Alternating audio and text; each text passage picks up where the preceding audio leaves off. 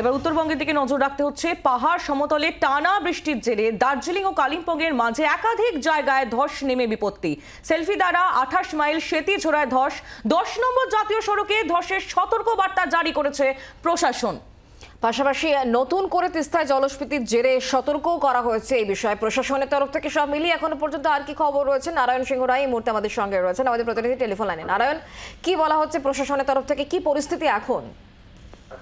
দেখো, পাহাড় এবং সমতলে কিন্তু এখনো এক নাগাড়ে বৃষ্টি পড়ে চলেছে, যার ফলে কিন্তু ধসে একেবারে রাস্তা বন্ধ রয়েছে বলা চলে। একদিকে যেমন জাতীয় সড়ক দার্জিলিং এ যাওয়ার 55 নম্বর জাতীয় সড়কে বিভিন্ন জায়গায় ধস, বন্ধ রয়েছে রাস্তা। পাশাপাশি কিন্তু সিকিমের লাইফলাইন এই জাতীয় সড়ক 10 বলা চলে মাস 3 হলো বন্ধ। মাঝে কিছু সময়ের জন্য খোলা থাকলেও বারবার করে আবার একই জায়গায় বা ধস পড়ার ফলে রাস্তা ধসে গেছে। বৃষ্টির ফলে কিন্তু পাহাড়ের বিভিন্ন জায়গা অর্থাৎ জাতীয় সড়ক 10-এর শখের করোনেশন ব্রিজ থেকে শুরু করে কালিম্পং অব্দি বহু জায়গায় ধস পড়াতে রাস্তা ধসে গেছে, যার ফলে কিন্তু আবারও বিপত্তি বলা চলে। জাতীয় সড়ক 10 একেবারে স্তব্ধ, বন্ধ।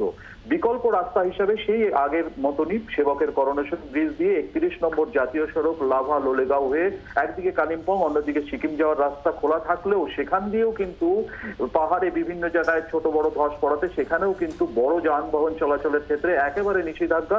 ছোট যানবাহন চলাচল করছে। প্রশাসনের তরফ থেকে ধস সরিয়ে পরিস্থিতি স্বাভাবিক করার চেষ্টা করলেও বাদ সাধছে বৃষ্টি, কারণ এতই বৃষ্টি হচ্ছে পাহাড়ে, যার ফলে কিন্তু অন্যদিকে বলা চলে তিস্তা একেবারে ফুলে ফেপে উঠেছে।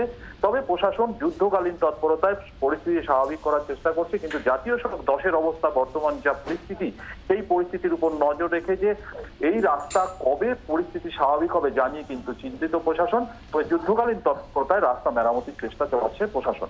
নারায়ণ, ধন্যবাদ।